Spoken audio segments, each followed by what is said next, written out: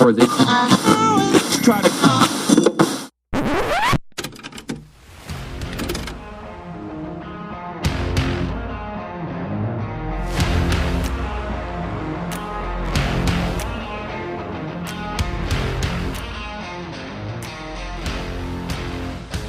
Rebobina Cast. Volte ao play dos clássicos.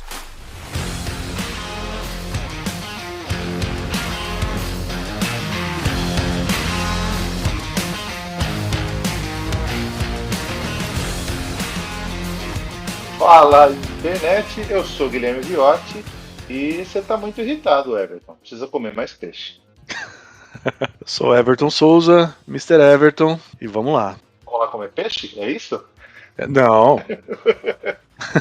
Você gosta de peixe? Cara, como não, como não? Mas a gente já tá saindo, a gente mal começou o podcast, tá saindo do tema. Vamos lá, galera, esse é Stallone Cobra, conhecido também lá fora como Somente Cobra, de 86. E esse é o filme escolhido da semana, escolhido por mim, também com a outorga do Mr. Everton. A gente vai falar desse clássico porradeiro, testosterona, sem sentido nenhum, que passava no cinema em casa da SBT. Passava no Super Cine também, viu? Passava no Super Cine, não lembro. Passava, viu umas propagandas do Super Cine. E você tem toda a razão, é mais um clássico dos anos 80. Esse é um pouco mais merda, acho que, do que a nossa primeira escolha, né? Mas vamos lá então, pra essa bagaça depois da vinheta. Stallone Cobra. A ficha técnica desse filme maravilhoso, que é o Cobra, de 1986. Sim, desculpa, eu vou deixar todo mundo triste, ele só chamava Cobra, ele não chamava Stallone Cobra. Isso foi uma maluquice do Brasil, que viu o nome do Stallone em cima do Cobra e achou que o filme chamava Stallone Cobra e decidiu chamar de Stallone Cobra. Tem chamada na televisão, chamando de Stallone Cobra. Mas temos que admitir que é foda demais Stallone Cobra. Cara, mas assim, se você for pensar, tipo, o nome dele no filme é Stallone, não, é Marion, né? Cobrete ainda por cima. Marion Cobretti, vulgo apelido Cobra, e não faz sentido esse nome, cara, mas eu acho que é isso que deu o charme dele no Brasil, né? O brasileiro, brasileirando tudo.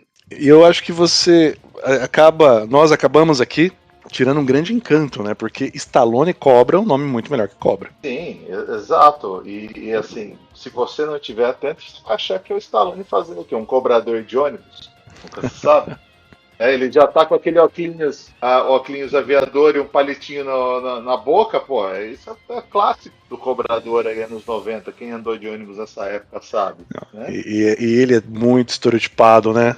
Esse palito de fósforo na boca é o filme inteiro, né? E o legal que é o palito por acender, ou seja, se ele continuar mascando um pouco mais ali, ele tá mascando o quê? O fósforo, né?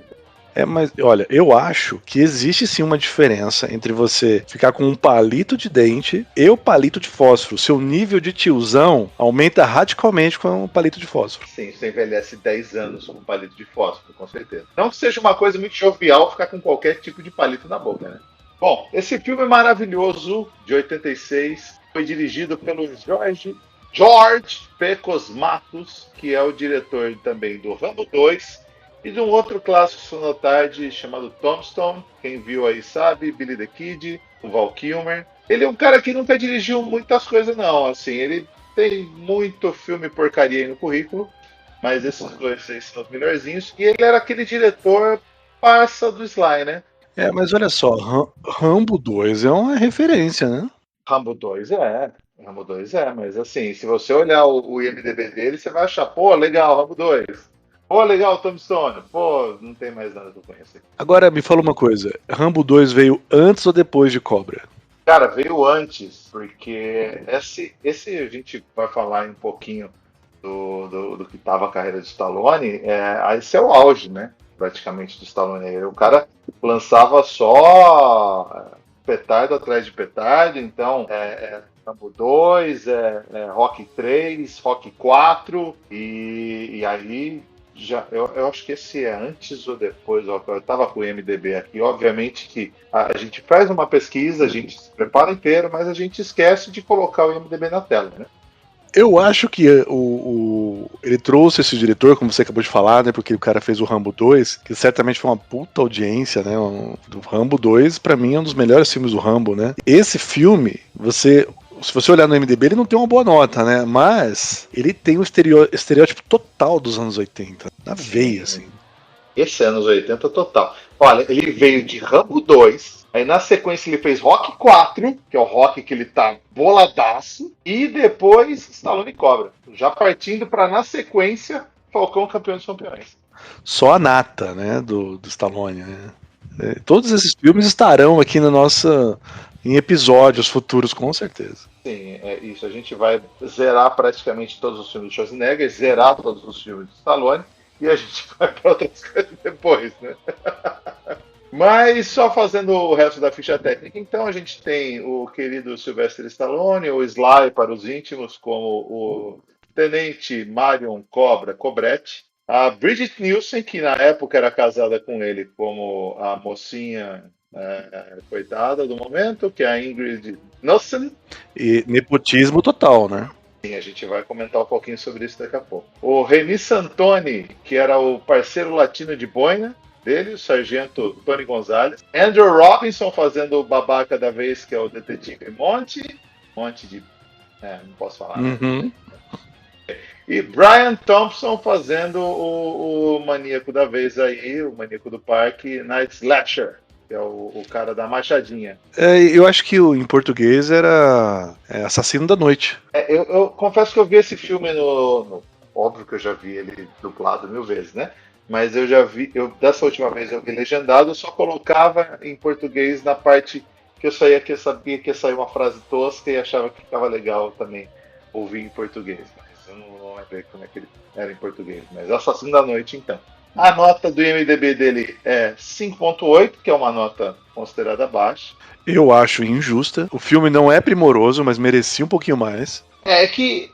Acaba... É estranho, porque, por exemplo, no Rotten Tomatoes, que é o outro site também usado aí para a gente medir o alcance do filme, 17% da crítica gostou, ou seja, considerado uma bomba, e 43% do público, que eu acho esse realmente muito baixo, cara. Eu acho que a nota do MDB faz mais sentido aí, considerado que é um filme que fez muito sucesso nos Estados Unidos, aliás, fez muito sucesso no Brasil, nem tanto nos Estados Unidos, e bastante sucesso na Europa.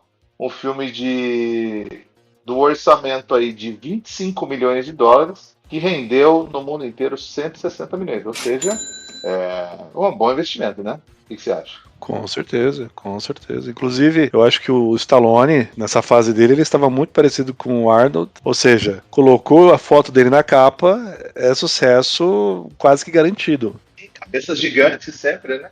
Cabeças gigantes, isso aí sempre. E cabe ainda mais a cabeça do Stallone de óculos e palito na boca, né? Como não atrair pessoas? Temos que dar o braço a torcer, que é uma cena que você tem que assistir, né?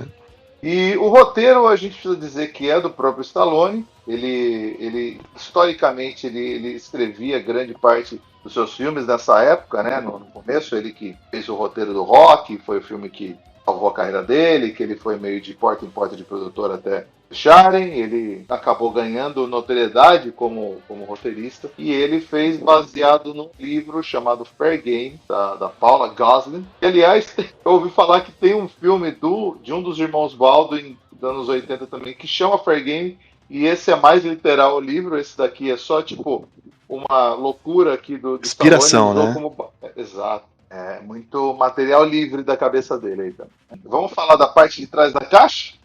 Vamos falar da parte de trás da caixa, né? Vale ressaltar que possivelmente o público que possa estar nos ouvindo aqui são muito novos, são de uma época que talvez tenham assistido DVDs, mas vale a pena ressaltar que as fitas VHS eram obras-primas que elas tinham um grande objetivo, que eram fazer nós queremos locar o filme, assistir aquele filme, e muitas delas, né, como um prefácio de um livro, tinha todo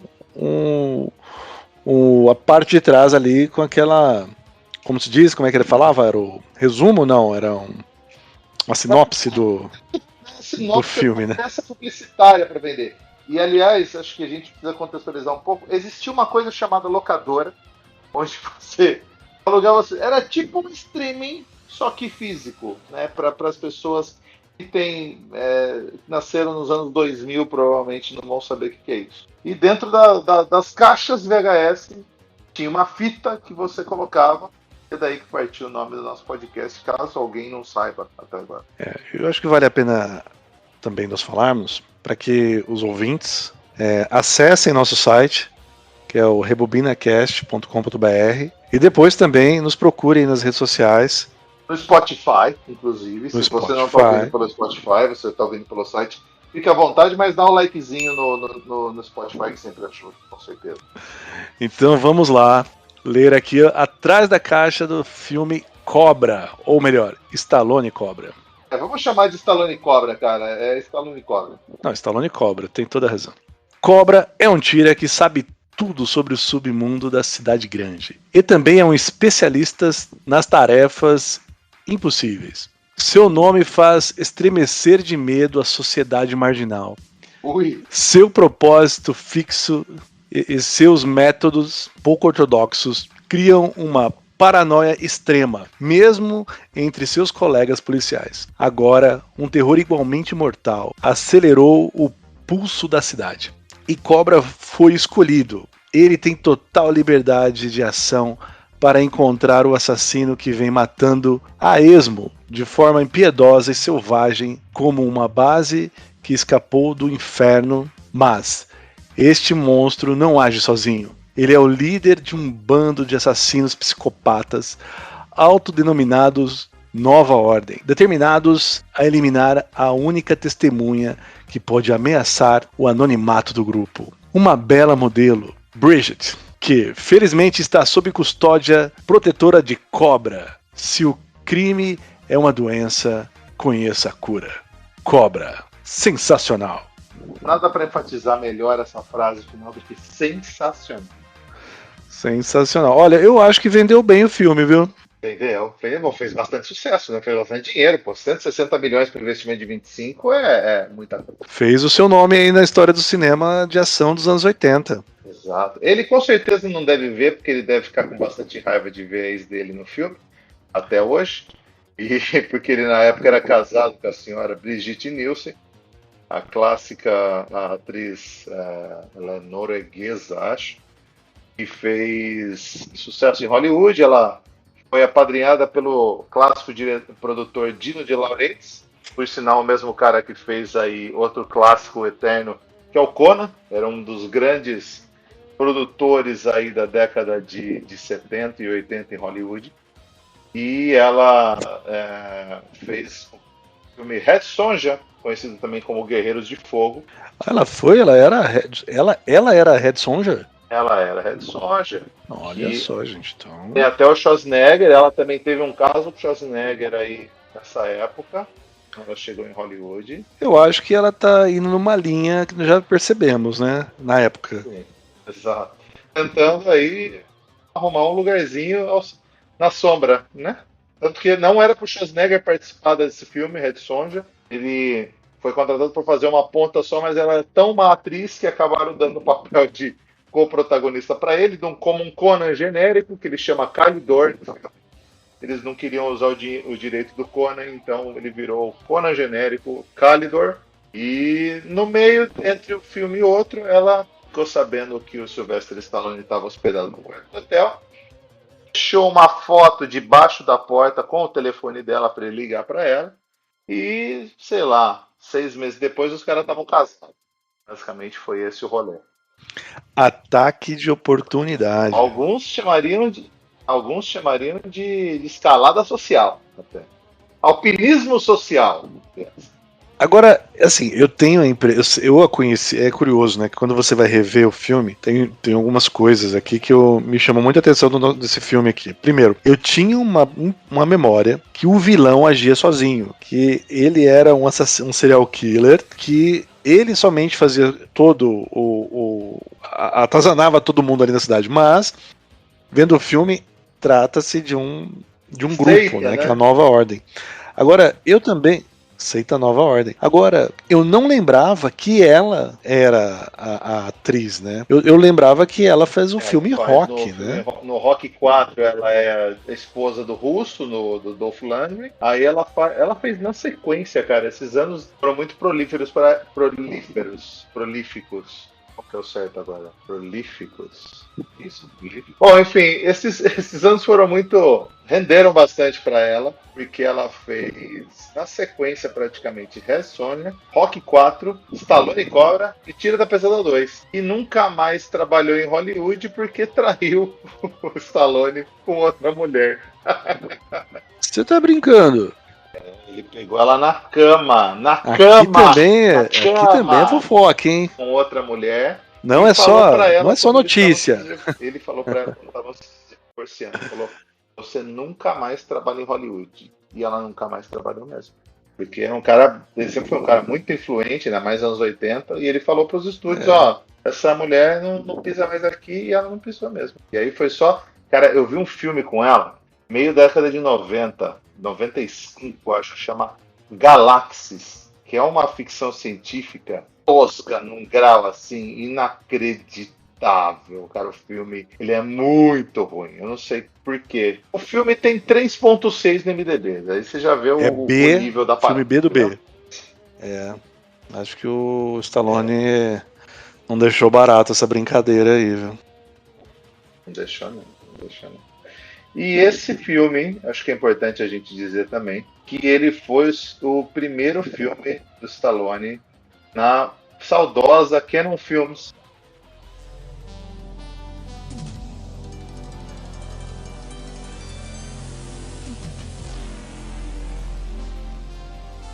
Se você não conhece a Canon Filmes, ela é produtora de metade dos filmes toscos dos anos 80, que passavam na Sessão da Tarde. Filme de baixo orçamento. Tem um documentário muito bom no YouTube aí para quem quiser ver, chamado Electric Boogaloo, contando a história desses dois israelenses que eram primos, que é o senhor Menahem Golan e o senhor Yoram Globus, conhecidos também como dono da Golan Globus. Eu não entendi o que ele falou. Não consigo falar. Golan Globus. Donos da Golan Globus, que é a dona da Canon, que financiava esses filmes tosquíssimos. E nessa época foi quando eles começaram a falir, porque eles começaram a deixar de fazer filmes de baixo orçamento. 25 milhões não era baixo orçamento. Mas começaram a contratar uns caras melhorzinhos. E os caras não sabiam administrar dinheiro, eles só sabiam fazer filme de baixo orçamento mesmo. E logo depois faliram a empresa. É uma pena, hein? Sim, você tem aí quase todos os filmes de sucesso do Chuck Norris foram pela Canon Filmes. Comando Delta 2, Conexão Colômbia, que não se passa na Colômbia. Comando Delta. Você tem Invasão USA, clássico. Você tem todos os American Ninja. Não sei, o Robocop não foi com eles também ou não? Robocop eu acho que era Canon, mas eu não sei se o primeiro ou a sequência só, porque as sequências são bem tristes. Até Superman 4 era da Canon, o filme mais tosco do Superman. Esse documentário é muito interessante, chama Electric Boogaloo, Boogaloo, que está no YouTube, de graça para quem quiser ver. Documentário fabuloso, independente, australiano, e recomendo para todo mundo saber a história dessa grande empresa de filmes toscos dos anos 80. Somente um cinéfilo para dar uma dica dessa, que é uma coisa muito underground, hein? Ah, cara, Canon Filmes, com certeza você já viu muito filme da Canon Filmes e você não associou ainda. Era maravilhoso. Era tosco? Era, mas era maravilhoso. Resumo do filme em 5 minutos. Resumo do filme em 5 minutos. Essa missão é do Guilherme. Cara, eu vou até ligar o cronômetro dessa vez para saber quantos minutos eu tô fazendo mesmo, porque eu não contei da última e eu quero ver se eu tô realmente seguindo os 5 minutos que nem eu prometi que ia fazer, tá? Então manda bala. Cara, a narração em off, Stallone falando. Nos Estados Unidos, há um roubo a cada 11 segundos, um assalto à mão armada a cada 65 segundos. Ele começa com essa voz tosca de narração em off. De repente aparece uma gangue de machadinhas fazendo uma dança sincronizada no estilo Timbalada. Entra um cara no supermercado, começa a tirar a melancia, explodir tudo. Quando chega a polícia, não tinha morrido nenhum cliente, mas alguém fala, chama o cara! E imediatamente um cara toma um tiro de 12. Eles chamam o Cobra às 6h46 do filme, até anotei o horário. Entra na loja com seu palitinho na boca e monitorando pela câmera o clássico Marion Cobra Cobrete. O cara muito louco começa a ficar gritando: eu chego do novo mundo! Aceita! O Cobra olha pra ele e fala uma frase de efeito que eu vou entrar mais em detalhe na frente. E embolacha o cara, atira nele. Aliás, rola os tiros e ninguém se acerta. Ele mata o cara com uma faquinha. Aparentemente, ele vai pra casa. Ele corta a camiseta de um cubano que estava parado na frente do carro dele. Ele pega uma pizza gelada e corta com a tesoura e começa a lubrificar a arma dele, que ele deixa na caixa de ovo lubrificante. Ele vê lá que o Night Slasher já matou 15 pessoas na TV, todo mundo achando que o Night Slasher era um cara só, mas como você vai ver, era uma gangue. O Cobra fica falando o tempo inteiro que é uma gangue, ninguém na porcaria da delegacia acredita nele. Cagam pra ele, de repente falam que ele era do Esquadrão Zumbi. Ninguém nunca fala que era o maldito Esquadrão Zumbi. Vocês acham que é o policial que trabalha à noite? Não sei, ninguém sabe. De repente, o pessoal tá matando uma mulher na rua, eles matam uma, matam duas, matam três, e passa a nossa querida Brigitte Nielsen olhando pra eles, e ela é a única aparentemente que consegue dar um retrato falado do cara. Ela tá saindo de ensaio fotográfico, que logo de cara já mostra que ela é modelo, fazendo um ensaio bizarro com robô. Ninguém muito explica porquê. É anos 80, ninguém precisa saber também. Um cara começa a chavecar no estacionamento. Até então, uma policial que você descobre que eles têm até gente infiltrada na polícia, vê onde a Brigitte Nielsen mora. O cara que está chavecando a Brigitte Nielsen toma uma machadada no meio do peito, morre. Ela vai para o hospital, conhece o Cobra e o parceiro de boina dele, parceiro étnico, que rolava muito na época. Ela tá com uma peruca bizarra, ninguém sabe o porquê. E o Cobra vai pra casa, ele elogia o cubano que tira o carro para ele sair e fala: você é um bom cidadão. E aí o assassino da machadinha, ele vai pro hospital para matar a nossa querida Brigitte Nielsen, que chama Ingrid, mas todo mundo só conhece ela por Brigitte Nielsen, porque ela é uma péssima atriz. Tiozinho da machadinha vai lá e mata o cara da limpeza sem motivo nenhum, era só ele roubar o uniforme. De repente, mais pessoas da gangue atacam o Stallone em casa, toma uma porrada e tiro. A enfermeira também morre à toa, né? Porque pessoas morrem à toa nesse filme. A Brigitte se salva porque ela ativa o alarme do hospital. De novo, o Sly fala que são vários caras e ninguém acredita, mesmo com 3 caras atacando ele em casa sem motivo nenhum. Ninguém acredita no maldito Stallone falando que é uma gangue, não um cara só. Por quê? Não sei. E ele decide se esconder com a menina numa cidadezinha no interior da Califórnia. Como a gente sabe, tudo se passa na Califórnia. De repente ele foge e eles colocam por algum motivo também a policial infiltrada para fazer companhia para eles. É claro que ela chama todo mundo, tiro, porrada e bomba, tiroteio no meio de uma plantação de laranja. Óbvio que eles vão para a fábrica, porque sempre tem uma fábrica abandonada no final de filmes dos anos 80, ninguém nunca sabe por quê, mas sempre tem. E aí eles vão pra porrada, porque, é claro, é tão mais fácil dar um tiro no bandido, mas é muito mais legal você encher o cara de porrada. Ele empala ele num gancho, o cara, além de ser empalado no gancho, ele pega fogo, ninguém explica muito bem por quê. E é isso aí, eles vão embora numa motoca, ele dá um soco no policial babaca, que fica falando pra ele que ele é louco o filme inteiro, e assim acabou o filme, sobe o crédito, é isso aí, 4h55! Muito bom! Respira, que esse filme realmente tem muita coisa pra contar. 5 minutos é até pouco, é uma missão resumir esse filme em 5 minutos, hein? Consegui, faltou 5 segundos, mas eu consegui. Nossa, tem tanta coisa pra gente falar sobre esse filme, que quando esse filme começa, né, tem realmente essa frase, essa estatística que o Stallone passa, né? E depois começam anos 80, assim, na veia, com aquelas mulheres com cabelos, aquela música realmente, assim, impressionante, como você ouve e você sabe que você tá, né? Testosterona, né, cara? Testosterona e tudo te passa pros anos 80, Totalmente. né, cara? Cara, esse filme eu lembro de ver muito, mas eu acho que ele era muito editado na TV, inclusive é uma curiosidade do filme. Não sei se a gente já pode ir para curiosidade ou não, mas tem uma versão de 2 horas, que era inicialmente o que o Stallone planejava para esse filme, mas o estúdio não botou muita fé, cara. O estúdio não botou fé e cortou o filme inteiro. Era uma versão que era muito mais gore, eles cortaram provavelmente aí para atrair mais audiência para o cinema, né? Deixar uma censura mais baixa nos Estados Unidos, que eles são muito mais chatos para isso do que a gente era nos anos 80, pelo menos. Então, a versão que a gente chegou a ver foi bem picotada, cara. Inclusive tinha final diferente. Mas é curioso que assim, esse filme, você falou o gore do filme, né? E ele é um filme policial, né? Ele é um filme. Tem momentos, assim.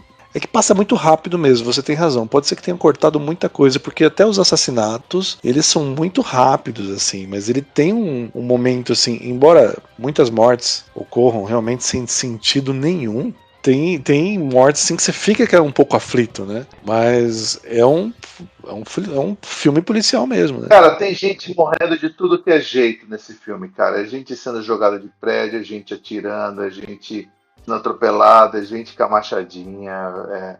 Aliás, bom, já vai falar da contagem de corpos desse filme? Podemos já contar da contagem de mortes. Mas vale a pena ressaltar um pouquinho sobre o vilão do filme, né?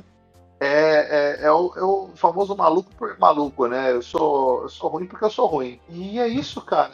Sempre assim, que motivação. E eles ficam falando esse lance de nova ordem. Não faz sentido nenhum. Tipo, nova ordem, a gente vai matar todo mundo e quem sobreviver vai fazer parte da nova ordem, então. Mas é curioso também que tem uma característica do filme nos anos 80 ali, talvez no finalzinho dos 70, que as grandes cidades americanas, realmente muitas delas sofriam muito com criminalidade, né? Eu lembro muito ali que cenário meio Taxi Drive, do filme Taxi Drive também, de crimes. E eu não sei se em Los Angeles, nessa época, também estava tendo isso, mas talvez eles quisessem refletir um pouco desse cenário que estavam existindo na época lá. Mas você tem toda a razão, não tinha motivação. A motivação é uma motivação muito fraca, né? Você não consegue entender o vilão, né? Qual o objetivo deles? Inclusive, como no seu resumo de 5 minutos, havia a policial infiltrada, que também teve uma cena que ela ficava falando ali com o Slasher ali, como se fosse uma espécie de mind games nele, né? Sim, enquanto ele afiava a faca, mas também não faz sentido nenhum. Faz sentido nenhum. Faz sentido, cara. E, inclusive, essa faca aí, ela foi feita por design do Stallone, né? O Stallone era amigo de um cara que fazia as facas, porque era sempre a briga da maior faca, né? A dele e do Schwarzenegger. Eu tinha anotado, mas eu perdi na anotação o nome do cara que fazia as facas, mas o Stallone falou, cara, a gente quer uma faca que seja bem marcante, tanto que aquela é uma faca que a traseira dela meio que vira uma outra faquinha, depois vira tipo uma machadinha no fundo, né? Você lembra disso? Não, é uma faca com como é que fala? Aquele negócio da soco? Soco inglês, assim? É um soco, isso mesmo, é uma faca com soco inglês, e a parte do soco inglês é cheio de pontiagudos, né? Era uma machadinha uma faca meio violenta mesmo, viu? Ela tinha o seu estilo. E é legal que o ator que fazia o Night Slash, ele se cortou várias vezes na gravação da porra do filme, porque não conseguia mexer. Pois é, foram dar uma faca afiada pro ator. Exato, cara. Inclusive aquela cena que mostra ele afiando e ele se corta assim, ele meio que se corta sem querer ali. Olha, isso aí já mostra o comprometimento do ator pra entregar o filme, hein? Exatamente. Engraçado a gente ficar falando desse filme, porque esse filme, ele era pra ser um outro filme que a gente ama muito, né? Que passa na tarde, que é um Tira da Pesada. Ah, eu soube. Conta a história aí, que é maravilhosa essa história. Então, tem vários filmes que a gente assiste a versão final, mas a gente não sabe o que se passou na cabeça do estúdio antes de lançar, né? Então, inclusive, era para um Tira da Pesada. Não, o Ed Murphy, na época, não era ninguém conhecido. Então, era para ser o Stallone. Só que o Stallone, ele, como você pode ver no filme, ele não tem um timing assim tão bom de comédia. E ele começou a mudar todas as piadas, começou a mudar todo o roteiro. E chegou uma hora e o estúdio falou, não, cara, esse filme aí tá muito mudando, tá fora do que a gente tá querendo. A gente quer uma comédia, e acabou financiando esse outro filme aí que quem produziu acabou sendo a Golden Globus, né, dona da Canon Film. Mas era inicialmente para ser um Tira da Pesada e ele odiou o roteiro, mudou tudo e acabou virando outra coisa, né? Acabou, graças a Deus, porque senão se nós colocam um Tira da Pesada com ele fazendo piadinha a Led Murphy ia ser terrível, hein? Não, impossível, impossível. Né? Tem coisas que o destino fazem ocorrer para que dê certo grandes sucessos como esses, né? Um Tira da Pesada e o Cobra também, no seu nível ali, né? Não ia dar certo. Com certeza não ia dar certo. E você mencionou também uma coisa muito interessante, né? Que eles chamam lá o Esquadrão Zumbi. Esquadrão Zumbi que só tem 2 policiais, né? Não, Que e é assim, o Cobra. o Cobra e o Boina, né? O amigo étnico dele. E nunca ninguém explica assim. Só tem uma hora que ela pergunta, inclusive quando eles estão fugindo lá pra cidadezinha, ele fala: ele era a melhor tira do Esquadrão Zumbi. Lá, o que é Esquadrão Zumbi? A gente só mexe com a barra pesada. Tipo, por quê? É tipo assim, você trabalha à noite, é isso? Você trabalha à noite do Esquadrão Zumbi, aí você é o policial mais pica das galáxias. Isso não faz sentido nenhum, cara. Mas eles vendem o Esquadrão Zumbi como se fosse um esquadrão secundário, mas assistindo o filme agora, eu tive a impressão que eles eram os que estavam fazendo a investigação, que estavam dando as ideias, né, a respeito dos crimes mais assertivos, né? Então, mas assim... Parecia ser os mais profissionais. Mas, por exemplo, quantas pessoas tem no Esquadrão Zumbi?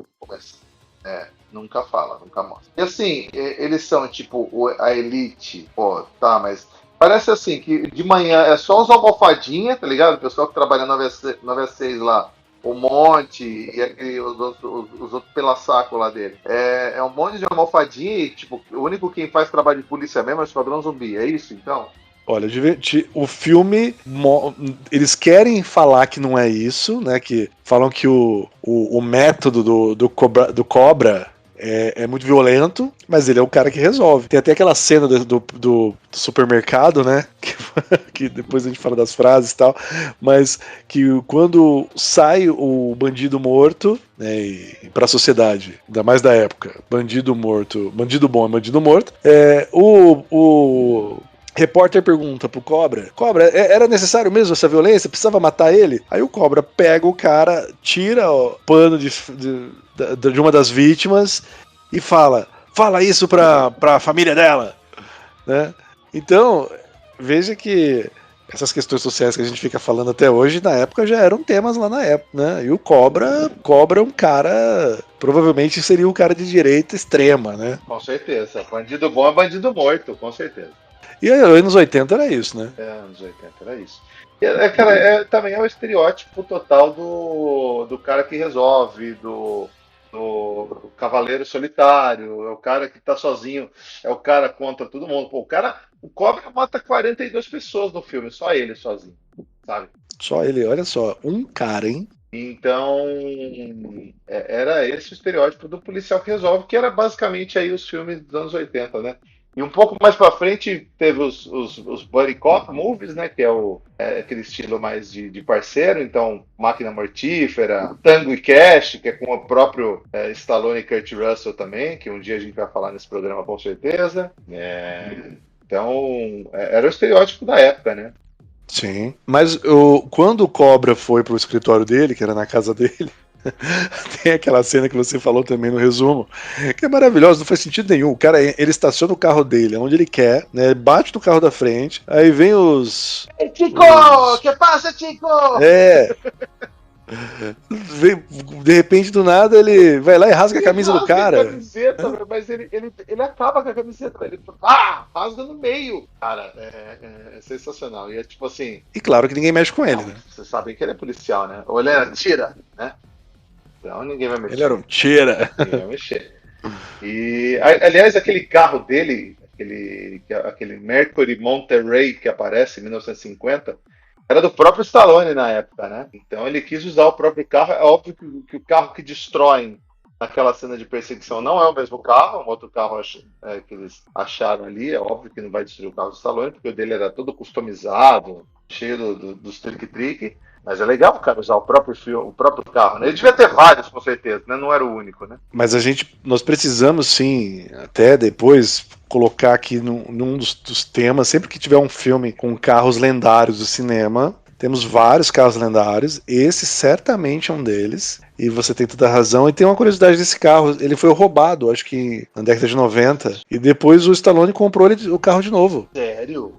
Foi uma coisa muito doida em cima desse carro aí. Eu não sabia disso, que da hora. Ele foi roubado, e na minha visão é um carro icônico, e a perseguição é uma das perseguições mais malucas do cinema. Sim, O cara, ele anda de ré numa alta velocidade, atira no caminhão, e óbvio, com aquela arma com a munição infinita, e o caminhãozinho explode com os bandidos. Sim. É inexplicável. Isso é muito o trope dos anos 80, né? O cara explodir num carro, aliás, o cara atirar no carro e ele explodir, né? A gente sabe que não é assim que carro funciona, né? A gente sabe que o carro quando cai de banceira abaixo, ele não explode, ele simplesmente cai.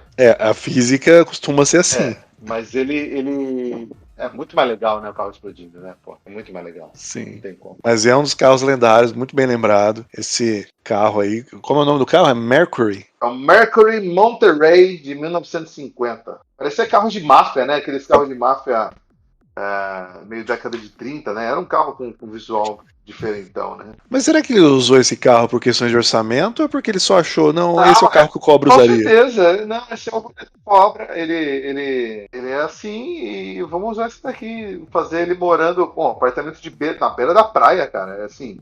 O que esse cara fazia pra ter tanto dinheiro assim? Porque apartamento em Los Angeles, beira da praia, e assim, a casa dele por dentro era meio lixão, né? Nos papéis jogados, o cara comendo aquela pizza gelada que ele corta com a tesoura. Nossa, cara. Mas ele tinha um computador lá, hein? Ele tinha um computador, ele ficava pesquisando lá sobre... Eu acho interessante que o filme mostrou que ele era um policial meio sanguinário à noite, mas durante o dia ele trabalhava lá, fazendo as investigações. Agora você que é de TI, eu vou te perguntar, cara.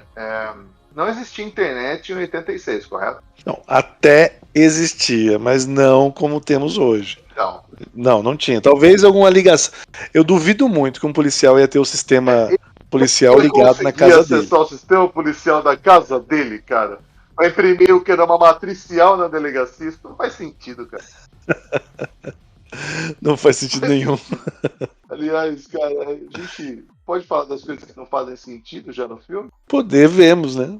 Cara, eu anotei umas coisas aqui que são os erros de continuidade que não fazem sentido pra mim, cara. E eu fiquei, assim, martelando a minha cabeça enquanto assistia, porque, por exemplo, a Bridget Nielsen, né? Eu não vou falar o nome dela no filme, que é a Ingrid, né? Mas enfim, ela é a mocinha em perigo. Ela tá indo pro ensaio fotográfico e na ida ela fala, e depois quando ela tá no hospital dando depoimento pro Stallone, ela fala que ela viu às 10 horas da noite o pessoal naquela rua lá, com o carro que tinha morrido alguém, e ela achou estranho.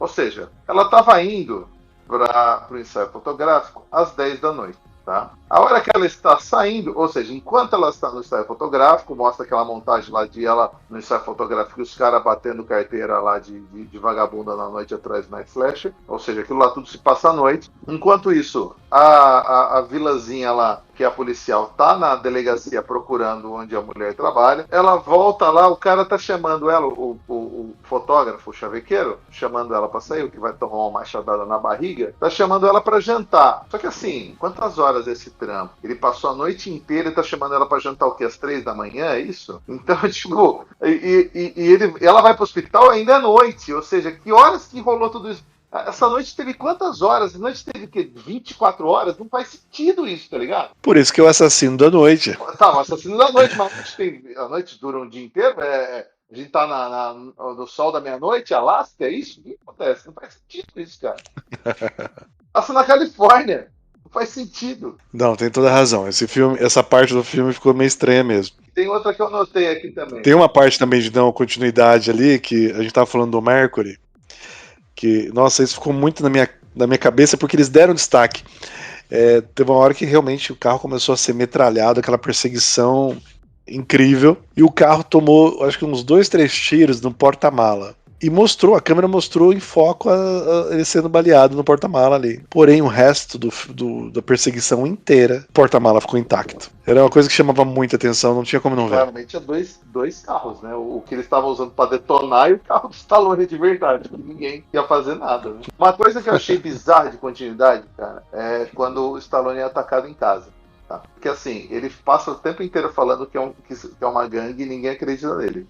Mesmo depois de 3 caras atacarem ele. Isso foi depois de 3 caras atacarem ele na casa dele. Aliás, um cara ele mete bala na parede, o outro ele dá um soco, e o terceiro vai saindo correndo pela escada, ele baleia o cara na escada, e o cara cai pelo prédio. Ou seja, um foi com um tiro na parede, o outro morreu de um soco, aparentemente, né? Porque o cara some do filme, não sei se na edição de 2 horas lá aparece o que aconteceu com o cara, se eles conseguem tirar um depoimento do cara, mas é um cara que morreu de soco, aparentemente, deu um soco, o cara morreu. E nunca mais citam o cara, não aparece nada, e isso eu achei bem bizarro, cara. O cara foi totalmente esquecido na história. E ninguém acredita que é uma gangue, cara, porque mesmo tendo 30 caras atirando nele na rua depois do final do filme, mesmo tendo 3 caras atacando ele em casa, mesmo enquanto atacavam o cara em casa, tinha um cara no hospital, ou seja, ninguém acredita que é uma gangue. Por que ninguém acredita? Isso é muito sem sentido. Não, é aquilo que a gente estávamos dizendo, né? Todo mundo criticando ali o Esquadrão Zumbi, mas eram os únicos que de fato estavam ali fazendo um trabalho investigativo, né? Sim. Não faz sentido eles não acreditarem, ou minimamente traz, né? Uma outra coisa que não faz sentido, cara, aparece em várias montagens uma galerinha meio no esgoto, assim, ou sei lá, numa fábrica abandonada, batendo a tal da machadinha, né? Que era a tal do símbolo da gangue. E, cara, se você reparar bem no fundo, tem os caras de terno, tem um cara meio vestido, parece, sei lá, a galera do YMCA, Village People, tá ligado? Um cara meio de índio. E não faz sentido porque, assim, nenhum desses caras ataca ninguém, assim. Só quem ataca eles é a galera vestida de motoqueiro.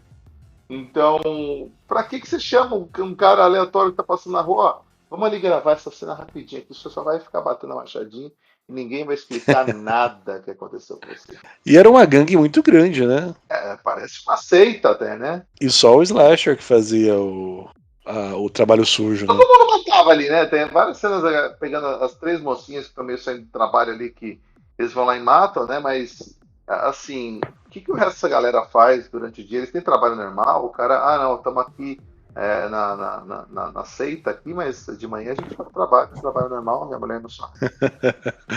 É verdade, tipo o clube da luta do mal, né? Luta evil. E, cara, uma outra coisa que eu notei, quando naquela parte final que eles vão pra cidadezinha lá, que é onde acontece o tiroteio, eles estão tipo num motel que tem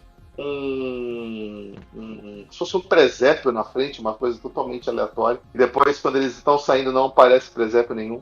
E nessa hora que começa a galera a ir pra cima do Stallone, do Boyne e da Brigitte Nielsen, invadem a delegacia da cidade, cara. Tem um careca aleatório lá da gangue, mais um cara invadindo a delegacia. Mano, sabe o que aconteceu com esses caras? Eles tomaram tiro. Porque assim, 2 caras vão invadir a delegacia, eles vão automaticamente morrer. É isso que acontece. Sim. Mesmo na cidade pequena, vai ter um policial lá dentro, eles vão ser baleados. É isso. Mas se bem que nós vimos aqui no Brasil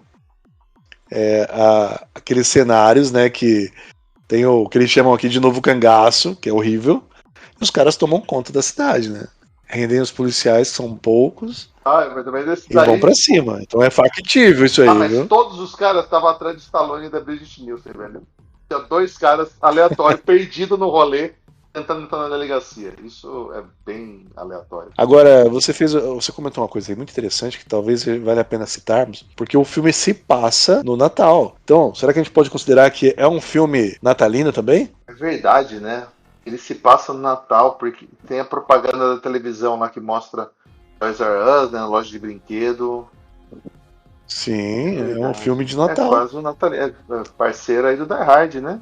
Parceiro do Duro de Matar. Não tinha parado pra pensar que é um filme natalino. Tem razão. Mais um pra lista aí, né? Podemos depois escolher a categoria filme de Natal e esse tá aí dentro. E, cara, o último fato que eu anotei de bizarrice é que assim, no final, quando tudo tá se resolvido, o Stallone dá um soco na cara do Monte, que originalmente ele seria o grande vilão do filme, como se fosse o cara por trás. Tanto na versão de 2 horas, ou aquele babaca que fica sempre falando que ele é louco, não sei o que lá, ele seria o vilão por trás do Night Slasher, entendeu? Ele seria o tipo Sim, líder sim. da gangue, mas isso foi totalmente abandonado porque cortaram meia hora do filme. Então, ele vai lá e dá um soco na cara do maluco, e ele vai embora com a Brigitte Nielsen numa moto que surgiu do nada. Essa moto, É verdade. em nenhum momento que eles estão fugindo tem ninguém de moto. Ele tá numa picape e o amigo dele lá, o Boina, tá num outro carro e eles vão embora depois que rolou a treta toda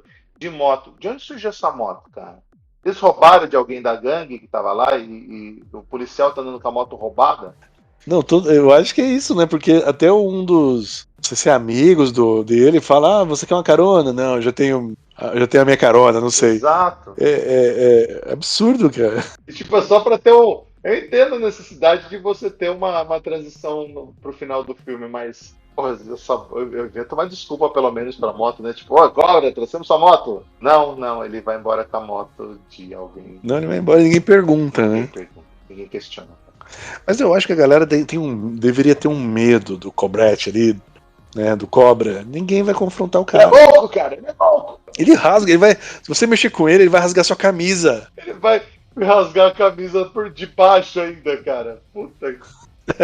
Pois é, não é a primeira. É a de baixo. Sem sacanagem, mano. Isso é muito bom.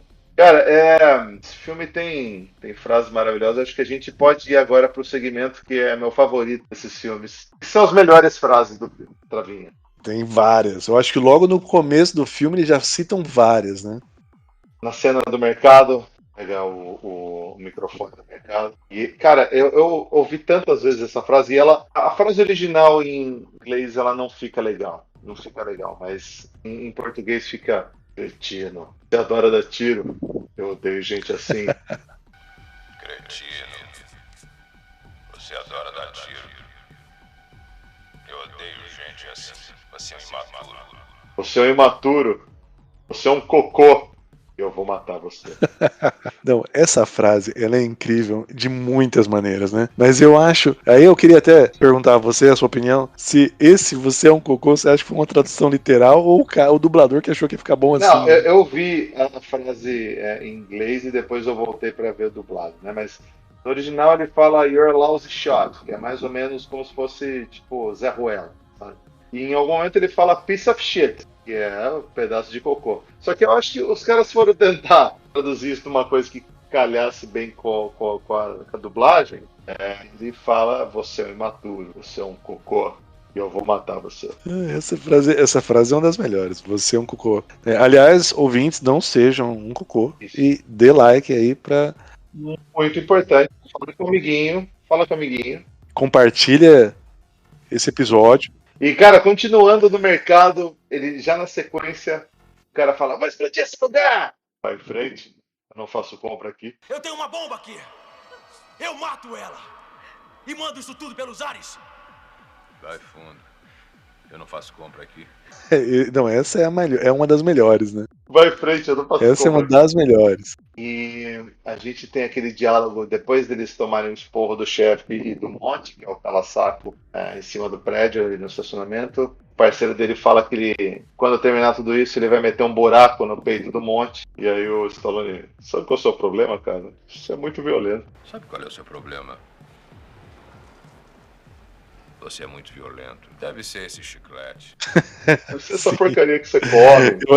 Eu tinha notado essa daí, muito boa, viu? Come uma ameixa, uva passa, come peixe. Peixe é bom. E ele era meio de geração saúde, né? Ele tá comendo uma maçã, bom, tirando a pizza que ele corta com a tesoura, ele come uma fruta até. Não, mas é porque quando a Brigitte, né, eles estão comendo alguma coisa, ela coloca um monte de ketchup na comida, É batata e ele frita, olha com batata uma cara de frita. snob, batata frita, ele olha aquilo e fala, você vai comer isso, né? E ela vai lá e coloca um monte de ketchup, né? Olha uma cara de snob pra aquilo, né? Eu acho que ele fala É em a algum geração momento. saúde. Espero que a sua batatinha saiba nadar. E tem aquela frase maravilhosa, né? Você é uma doença e eu sou a cura. Você é uma doença. E eu sou a cura. Isso é sensacional. Que tá inclusive no texto lá no resumo do filme, né? Isso é uma doença só cura. Tem uma que o chefe de polícia sempre tem, o chefe estressado, ele falou, sabe que você é muito petulante? Sei, mas só um pouquinho. E tem o estereótipo também do chefe de polícia que fica brigando com ele. Cara, isso todo filme policial dos anos 80 vai ter um chefe de polícia que fica gritando, né? Por que isso? Por que isso? Nunca entendi. Deve fazer parte do pacote ali, viu? Com certeza. E a última frase que eu anotei, quando no final o Night Slasher e ele vão ter o grande embate, o Night Slasher fica provocando ele, você não vai matar, você é polícia, polícia não mata. E ele fala, que a lei para e eu começo. Me leva para o Tribunal dos Civilizados. Tira. E aqui a lei vai parar. E eu começo. Nossa, só frases de efeito uma atrás da outra durante o filme inteiro, viu? Mas, acho que tem mais alguma frase aí? Não, já falamos das principais. Você já falou do mercado, que pra mim é maravilhosa, né? Não vai. Vou mandar tudo pelos ares. Vai fundo, não faço compra aqui, pra mim é maravilhoso. Essa é uma das melhores. Mas acho que não só de coisas boas desse filme. Eu acho que a gente tem que exaltar. Como a gente não tá muito na vibe de pegar filmes com atuações dignas de Oscar, a gente tem que dar um prêmio para atuação, que é o glorioso prêmio Cigano Igor de atuação para o pior ator do filme.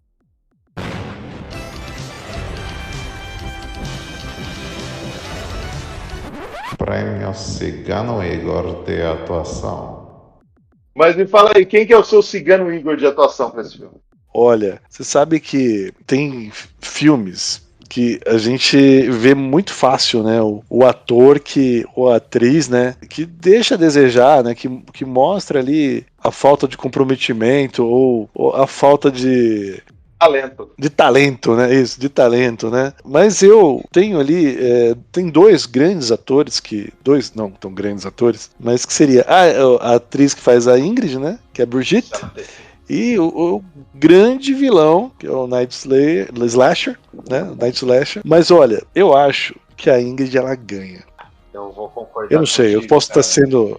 Não, ela é péssima atriz mesmo. Nossa, a Brigitte Nielsen, ela é muito ruim. Nesse filme, ela não consegue me passar nada. Ela não consegue passar que ela tá realmente com medo. Ela não consegue passar que ela tá afim do Cobra, mesmo sendo casada com o Cobra. Ela é péssima atriz, cara. Aliás, nós nem comentamos muito sobre essa parte, né? Mas quando eles vão lá pro hotel de beira de estrada, lá na cidade, lá do interior, lá de Los Angeles, que coisa mais ridícula. Eles estão lá no quarto, o Cobra limpando a arma dele, ali montando aquela metralhadora com munição infinita, e do nada ela começa a dar uma deixa ali pra ele, começa a se insinuar, e ele assim, não, sabe, tipo, não quero, né? Aí ele até vai querer ir embora, ela pega no braço dele. É uma atuação digna do Cigano Igor, que ela merece esse prêmio, com certeza. Na minha opinião. Não, ela merece, eu concordo com você, ela é vencedora. Eu sei que eventualmente, só tendo duas pessoas nesse podcast, vai ter dia que a gente vai discordar e vai dar o prêmio de Cigano Igor para duas pessoas, mas esse dia não chegou ainda, então, sem sombra de dúvidas, Brigitte Nielsen ganha o prêmio Cigano Igor de atuação desse filme, com certeza. Palmas para ela. Eu acho que para finalizar o podcast, a gente deveria fazer uma reflexão que eu, inclusive, vou estimular a gente a fazer essa reflexão em todo podcast que a gente fizer, que é como seria, assim, esse filme ele é bom, mas ele pode ser melhor. Então, como seria esse filme com Arnold Schwarzenegger participando do filme? Vai ter helicóptero no filme? Pode ter, cara. Você tendo o Schwarzenegger ali, com certeza o budget do filme já aumentou em 25 milhões, sabe? Então, o que é colocar um helicóptero aí? Olha, eu vou te falar, ia ser uma dinâmica diferente, com certeza. Mas em que papel você colocaria o Arnold? Você colocaria ele como o vilão? Colocaria ele como parceiro? Como Cobra? Ou sei lá, até como a Brigitte Nielsen, dependendo da época? Olha, eu vou te falar que você abriu minha mente aqui. Eu não colocaria o Cobra, não colocaria o Stallone como Cobra, porque eu não colocaria o Arnold como Cobra. Por quê? Porque o Stallone, de fato, ele é o personagem, né? E como pra nós no filme é Stallone Cobra... Imagina, Schwarzenegger Cobra seria. Não seria legal. Não casou bem. Mas, como vilão, seria interessante, hein? E iria, inclusive, na época, hoje a gente já viu outros filmes que os atores atuaram juntos, mas seria aquele embate que a gente sonhava há anos, né? Eles só foram atuar junto depois de velho, né, cara? Então já não tinha aquele monte de bomba junto que esse cara tava tomando na época, né? Não tinha, já estavam meio caidinhos. Cara, eu colocaria ele no filme de Night Slasher, porque, porra, o único problema de colocar ele no Night Slasher é que ele ia matar o Stallone no final, né? Porque, convenhamos, ia sair na porrada ali, pô, o Stallone dá, sei lá, na cintura do Schwarzenegger, né, cara? Sim, sim. Mas o Cobra, ele é porradeiro, né? Seria uma briga Pô, boa, o hein? Schwarzenegger não é, então. Não, ele é um brucutu daqueles de força, Um né? soco dele no estômago Mas- para o Stallone no meio. Então, se ele conseguir dar o primeiro soco, pode ser que isso aconteça, mas o Stallone tem aquela, né, o palitinho na boca ali, a malemolência, pode ser que ia ter um rolê O ali, hein? Stallone tem o poder do rock, né? Que é nunca desistir, né? Então, ele vai ficar apanhando, É. apanhando e vai voltar para bater de volta, né? Então, isso é uma skill bem interessante, importante aí, viu? Imagina o Night Slasher falando: Is the new order! Mas ele daria uma briga boa, viu? Seria a briga dos sonhos dos anos 80, com certeza. Colocaria ele de Slasher. Porque, assim, se você colocar ele de parceiro do Stallone, ia ter que virar um buddy movie, né? Um buddy cop, né? Não dava para você fazer. Porque, assim, o parceiro latino dele não aparece tanto, né? Não dá para você fazer um filme assim que você tira totalmente o Schwarzenegger. Então ia ser uma dinâmica muito diferente. Eu acho que seria melhor deixar mesmo o Stallone Cobra e o Schwarzenegger de Night Slasher. Mas ia ficar um puta filme muito melhor, hein? Não, esse ia ser o filme, hein? Eles demoraram pra colocar os dois atores juntos, né? Quer dizer, acho que foi mais por conta do próprio Stallone, né? Fazer o filme lá, os. Como é que é o nome? Aquele lá, Plano de Fuga, né? É o primeiro que tem os dois juntos. Mercenários Tem, foi depois, é verdade, Mercenários foi depois, acho. Mercenários foi depois, nossa. Até tentaram colocar uma tensão nesse filme aí entre os dois, mas. Tem que ter, Não é tem que pra ter a tanto, briga, né? Tem que ter uma briguinha que os heróis lutam e depois termina amiguinho, né? Que nem todo filme da Marvel, né? É verdade. Vamos dar as notas do filme? Vamos dar as notas do filme, cara. Você quer começar? Olha, eu quero sim, tá? Eu acho que nós não falamos muito do final ali, mas tem realmente aquela luta final impressionante ali que o Stallone acaba tendo um embate com o vilão, porque sabe aquela hora que você disse ali que o vilão ficou falando você não vai me matar, que você é policial? Eu fiquei na dúvida se ele ia atirar ou não, mas como a outra bandida lá, a policial infiltrada, atacou ele, o Will Slasher deu um tiro nela, né? Policial Nanzinha, Os dois sim. começaram a brigar. Os dois começaram a literalmente sair no pau, né? E depois o cara foi empalado, né? Um final digno de filme de ação. É claro que depois o final lá do lance da moto Tira um não pouco. faz muito Devia sentido ter ali. terminado ali no armazém, né? Sim, sim. Né? Então, assim, eu acho que o MDB, que eu sei que o MDB acaba sendo um voto popular, né, no final das contas, né? Não é totalmente 100% justo para esse filme. Eu acredito que esse filme mereça uma nota de 7, porque ele, pelo menos para nós brasileiros, ele é um grande clássico aqui, de ter passado em vários, né? Eu não sei se passou na sessão da tarde, mas eu arrisco, não duvido. Mas era um filme totalmente esperado quando eu passava na Globo, no SBT, era o que nós tínhamos, ou na locadora, né? Que eu tenho certeza que eu já aloquei esse filme na locadora, viu? Não, e esse filme, eu acho que uma coisa que ajudava muito o Stallone e o Schwarzenegger no Brasil é a questão da dublagem, né, cara? Porque o Arnold sempre teve aquele problema da pronúncia dele do inglês, é sempre aquele sotaque fortíssimo, e o Stallone sempre falou essa voz baixinha. Então, cara, a voz deles ficava muito melhor no dublado do que no original. E esse filme, o que marca a gente são as frases de efeito do dublado, né? E, cara, eu dou uma nota 8 para esse filme. Assim, por mais que eu saiba que ele tem seus defeitos, eu acho que a versão original, a versão que foi planejada originalmente de 2 horas, deve ser um baita filme, cara, porque eu acho que é isso que falta um pouco, falta deixar mais desenvolvimento dos personagens, maior motivação do vilão. Eu acho que isso, pelo que eu li nas críticas do pessoal que viu esses 30 minutos a mais em qualidade tosca, dizem que isso acontece no filme. Então acho que é isso que faltou um pouco A edição prejudicou muito esse filme, mas ainda assim é um filme muito icônico pra gente. Então, dou uma nota 8 e fecha com média 7,5, né? Eu acho que vou até subir minha nota, né? Você me convenceu Olha só. que a dublagem realmente faz a diferença. E a dublagem desse filme já começa no nome do filme. Stallone Cobra. Stallone Cobra. Né? Então, vou subir a nota pelo nome, porque é um puta nome, né?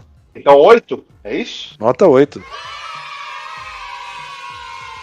Fechado, então. É isso, Everton. Muito obrigado, hein? Eu que agradeço. E esse foi o Rebobina Cast. 002. Valeu, gente. Aquele abraço.